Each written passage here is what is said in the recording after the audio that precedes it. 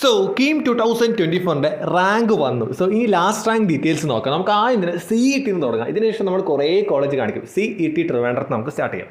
So CETയിലെ last rank details ആണ്. നിങ്ങൾ കൃത്യമായി ശ്രദ്ധിക്കുക. ഇവിടെയുള്ള ബ്രാഞ്ചുകൾ എന്ന് പറഞ്ഞാൽ കമ്പ്യൂട്ടർ സയൻസ് ഉണ്ട്, electronics and communication, electrical and electronics, civil engineering, applied electronics and instrumentation, mechanical engineering, industrial engineering, പിന്നെ ആർക്കിടെക്ചർ ആണ് വരുന്നത്. അപ്പോൾ എഞ്ചിനീയറിംഗിൻ്റെ കേസ് നിങ്ങൾക്ക് കൃത്യമായിട്ട് കാണാം. ഇവിടെ SM എന്ന് കൊടുത്തത് സ്റ്റേറ്റ് മെറിറ്റ് ആണ്, EW എന്ന് കൊടുത്തത് EWSൽ പെടുന്ന കാറ്റഗറിയിലാണ്, EZ എന്ന് പറഞ്ഞാൽ ഏവ കാറ്റഗറി, MU എന്ന് പറഞ്ഞാൽ മുസ്ലിം, അങ്ങനെ LA എന്ന് പറഞ്ഞാൽ ലാറ്റിൻ, അങ്ങനെ കുറേ DV എന്ന് പറഞ്ഞാൽ ഡീവര, അങ്ങനെ കുറേ കാറ്റഗറീസ് കൊടുത്തിട്ടുണ്ട്. അതായത് അവസാനം ST ST. അപ്പോൾ ഇത്രയും കാറ്റഗറി. അപ്പോൾ കാറ്റഗറി അനുസരിച്ച് നിങ്ങൾക്ക് കട്ട് ഓഫ് കുറച്ചുകൂടി സിമ്പിൾ ആവും. അത് നിങ്ങൾ മനസ്സിലാക്കുക.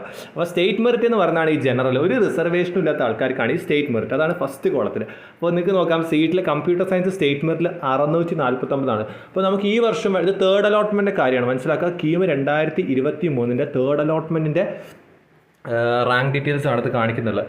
അപ്പോൾ നിങ്ങൾക്ക് കൃത്യമായിട്ട് അത് മനസ്സിലാക്കാൻ പറ്റും. അതേപോലെ തന്നെ നിങ്ങൾ മനസ്സിലാക്കുക, കമ്പ്യൂട്ടർ സയൻസ് കഴിഞ്ഞ വർഷം 649. അപ്പോൾ നമുക്ക് ഈ വർഷം ആ ഒരു റേഞ്ച് തന്നെ പ്രതീക്ഷിക്കാം. പിന്നെ ഇലക്ട്രോണിക്സിലോട്ട് വരുമ്പോൾ ഒരു 860 വരുന്നുണ്ട്. അതേപോലെ ഇലക്ട്രിക്കൽ ആൻഡ് ഇലക്ട്രോണിക്സ് 1675. അപ്പോൾ ഈ റേഞ്ച് നമുക്ക് എക്സ്പെക്ട് ചെയ്യാം. സിവിൽ 6730, അപ്ലൈഡ് ഇലക്ട്രോണിക്സ് ഒരു 2714, mechanical engineering 4068, industrial engineering 10195, architecture 36 ആയിരുന്നു റാങ്ക്. അപ്പോൾ നിങ്ങൾ കൃത്യമായിട്ട് മനസ്സിലാക്കുക, ഇതാണ് കട്ട് ഓഫ്. അപ്പോൾ നിങ്ങളുടെ കാറ്റഗറി ഏതാണോ അത് വെച്ച് നിങ്ങൾ നോക്കുക. അപ്പോൾ സോ ഈ ഒരു റാങ്കൊക്കെ ഉണ്ടെങ്കിൽ, ഇതിൻ്റെ ഒരു അടുത്തൊക്കെ ഉണ്ടെങ്കിൽ നിങ്ങൾക്ക് ഈ ഒരു കോഴ്സും ഈ ഒരു കോളേജിൽ പ്രതീക്ഷിക്കാമെന്നാണ് നമ്മൾ മനസ്സിലാക്കേണ്ടത്.